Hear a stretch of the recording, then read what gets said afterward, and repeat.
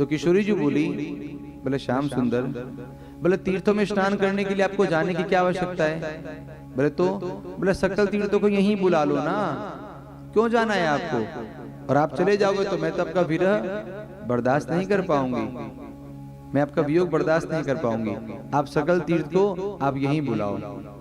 ठाकुर जी ने कहा कि जोई राम सोई राम। बोले जैसे ही आपकी आज्ञा किशोरी जी। और भगवान ने अपने वेणु को लिया, भूमि पर उसे कुरेदा, जल की चिन्मयी धारा बाहर निकली और संसार के जितने समस्त तीर्थ हैं वे समस्त तीर्थ उस जल में आकर के विद्यमान हो गए और वह जल एक कुंड के रूप में परिणत हो गया।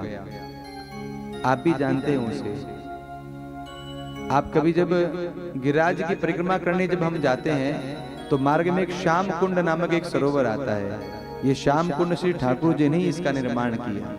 और इतना ही नहीं, जब श्याम कुंड भगवान ने निर्माण किया तो ठाकुर जी ने कौतूहल किया। बोले किशोरी जी, बोले हमने सुन रखी है, बोले यदि पति से कोई पाप बन जावे तो उसका फल पत्नी को भी भोगना पड़ता है। तो हमने बैल मारा तो आपको भी तो फल भोगना पड़ेगा, तो आपको भी स्नान करना पड़ेगा। किशोरी जी ने कहा कि जब आप तीर्थों में नहीं गए तो हम तीर्थों में क्यों जाएं? बोले हम भी सकल तीर्थ को यहीं बुलाएंगे।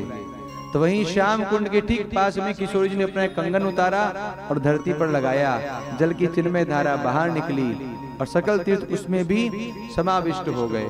और उस जल के स्रोत को, जल के सरोवर को आप और हम सब श्री राधा कुंड के नाम से जानते हैं। पूज्य पंकज जी थानवी जी के चैनल और पेज को फॉलो और सब्सक्राइब करें।